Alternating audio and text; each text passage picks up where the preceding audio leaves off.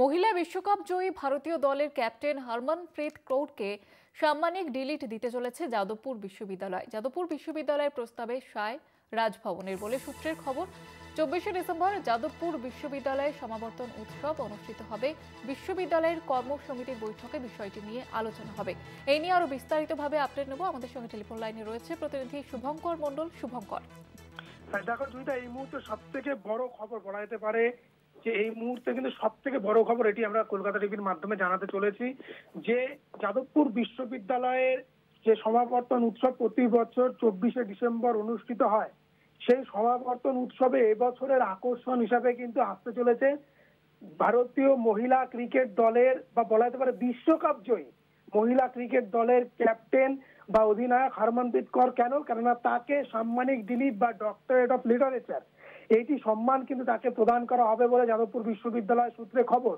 ইতিমধ্যে রাজভবনের কাছে এই প্রস্তাব পাঠানো হয়েছিল এবং রাজভবনে রাজ্যপাল তথা আচার্য সিভি আনন্দ বোস এই প্রস্তাব শোনার পর অত্যন্ত খুশি হন এবং তিনি তাতে সায় দিয়েছেন বলে এটি আমরা জানতে পেরেছি বিশ্ববিদ্যালয় সূত্রে।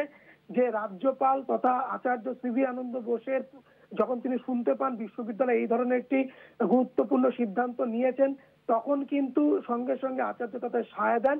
এবার তোমায় জানিয়ে রাখি, সময় যেহেতু একদম কম, সেখানে দাঁড়িয়ে বিশ্ববিদ্যালয় কর্তৃপক্ষ তুমি জানো যে এই ধরনের সমাবর্তনের জন্য অতিথিদের আমন্ত্রণের ক্ষেত্রে কর্মসমিতির একটি জরুরি বৈঠক ডাকতে হয়। সেই বৈঠক আগামী কিছুদিনের মধ্যে বিশ্ববিদ্যালয় অনুষ্ঠিত হবে বলে আমরা জানতে পারছি। শুধুমাত্র যে হরমনপ্রীত কৌরকে আমন্ত্রণ জানানো হয়েছে তাই নয়, হরমনপ্রীত কৌরকে কিন্তু ডিলিট সম্মানে ভূষিত করা হচ্ছে, সাম্মানিক doctorate of literature.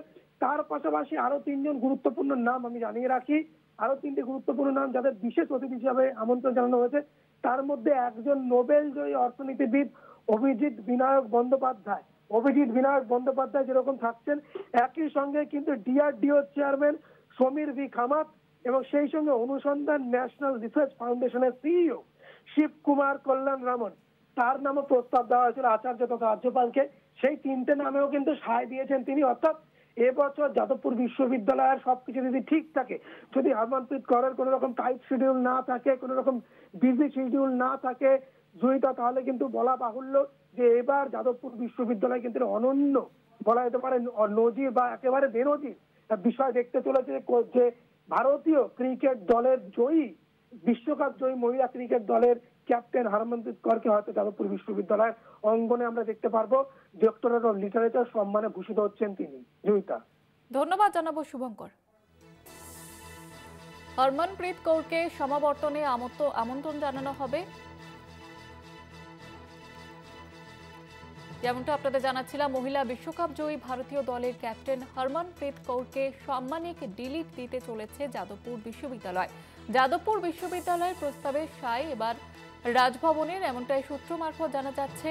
24শে December Jadavpur বিশ্ববিদ্যালয়ে সমাবর্তন অনুষ্ঠিত হবে এবং বিশ্ববিদ্যালয়ের কর্মসমিতির বৈঠকে বিষয়টি নিয়ে আলোচনা হবে। হরমনপ্রীত কৌরকে সমাবর্তনে আমন্ত্রণ জানানো হবে। শুধু হরমনপ্রীত নয়, বিশেষ অতিথি হিসেবে 3টি নাম ঠিক করেছিলেন যাদবপুর বিশ্ববিদ্যালয় কর্তৃপক্ষ। নোবেল জয়ী Abhijit Vinayak Bandyopadhyay, DRDO chairman Samir V Kamat এবং অনুসন্ধান ন্যাশনাল রিসার্চ ফাউন্ডেশন এর সিইও শিবকুমার কল্যাণ রামনের নাম প্রস্তাব করা হয়েছে আচার্যের কাছে। তাতেও সায় দিয়েছেন তিনি, এমনটাই সূত্র মারফত জানা যাচ্ছে।